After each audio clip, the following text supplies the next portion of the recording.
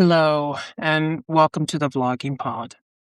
Today, I want to take a moment to step back into the wild, wild Old West, a time in American history when much of this country wasn't yet made up of states, but territories.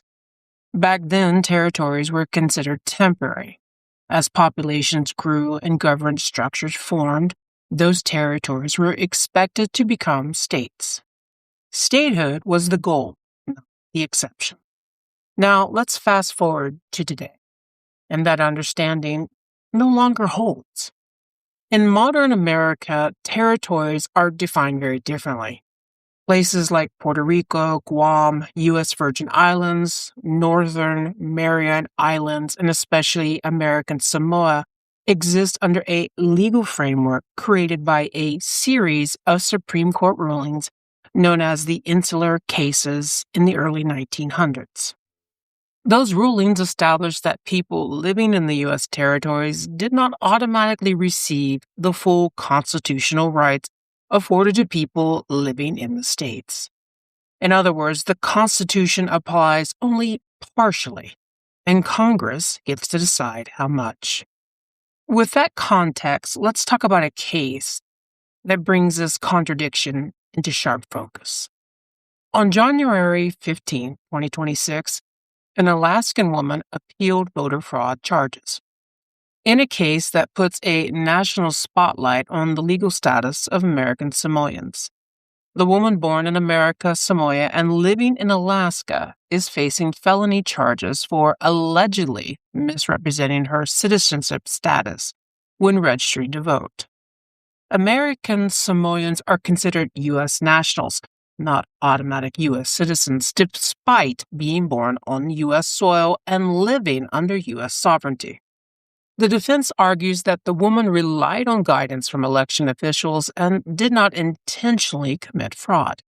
The state argues that citizenship requirements were clearly stated, but the deeper issue here goes beyond one voter or one form. This case forces us to confront something uncomfortable.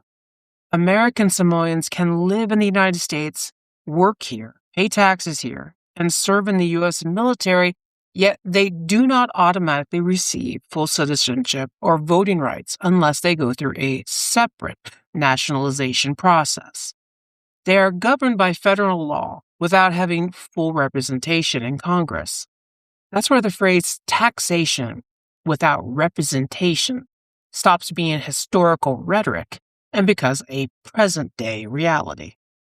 If these territories are part of the United States, if their residents are subject to U.S. authority and obligations, then the question becomes unavoidable. Why has this system been allowed to continue for more than a century? Why are people still living in a permanent legal limbo created in the early 1900s, long after the era that produced it has passed? This isn't just about one court case in Alaska. It's about how the United States defines belonging, citizenship, and representation. Who gets left out of these definitions when it becomes politically convenient? Today's sources come from Associated Press. Alaskan woman appeals voter fraud charges in a case that puts spotlight on status of American Samoans. U.S. Supreme Court, the Insular Case, 1901-1922. Congressional Research Service, U.S. Territories Application of the Constitution. National Archives, History of U.S. Territorial Expansion.